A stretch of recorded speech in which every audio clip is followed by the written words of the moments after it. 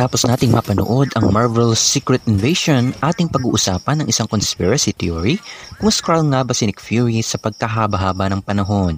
Isa siya sa mga karakter na halos hindi natin mahulit, minsan na rin siyang bineke ang kanyang pagkakamatay.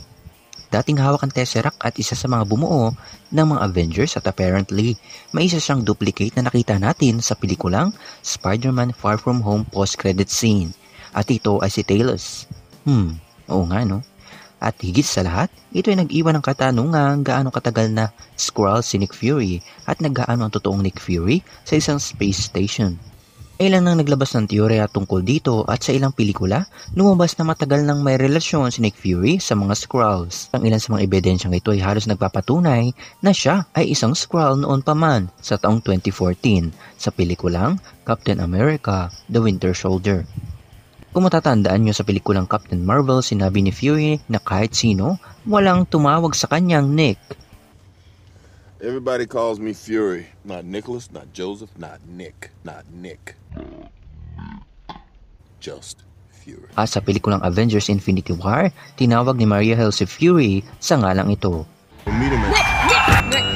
Pero, kinumpirma ng direktor ng pelikulang Spider-Man Far From Home na si John Watts na ang Nick Fury na nakita natin sa Avengers Infinity War at Endgame ay ang original na Nick Fury. Masasabi nating hindi si Talos ang nasa lagay na ito pero naniniwala akong isa pa ring Skrull si Nick Fury sa pelikulang Captain America: The Winter Soldier. Sa pelikulang yon, pineke niya ang kanyang pagkakamatay matapos siyang barilin ng ilang beses at maya-maya may kita natin siyang buhay at sa puntod niya, nakita natin muli siya. At sa tingin ko, ito ang totoong Nick Fury. At dahil marami nakakalam na siya ay patay na, kahit hindi naman, ang susunod niyang galaw ay lisanin ang planetang Earth. At sa tingin ko, matapos umagsak ang hawak niyang shield, siya ay nakipagtulungan sa mga Skrulls na gumawa ng puwersang seguridad na halos kapares din ng shield.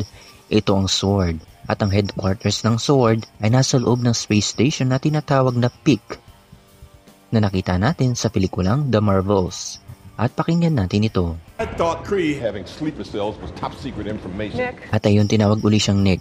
Ano nga ba ang kahulugan nito kung Skrull si Nick Fury simula pa noong 2014? At pakinggan natin ito. Here we all are, back on Earth. Bakit kaya sinabi ni Nick na back on Earth kahit wala naman sa kanilang umalis sa planetang Earth sa panahon na yun?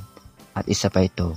Mr. Beck is from Earth, just not yours.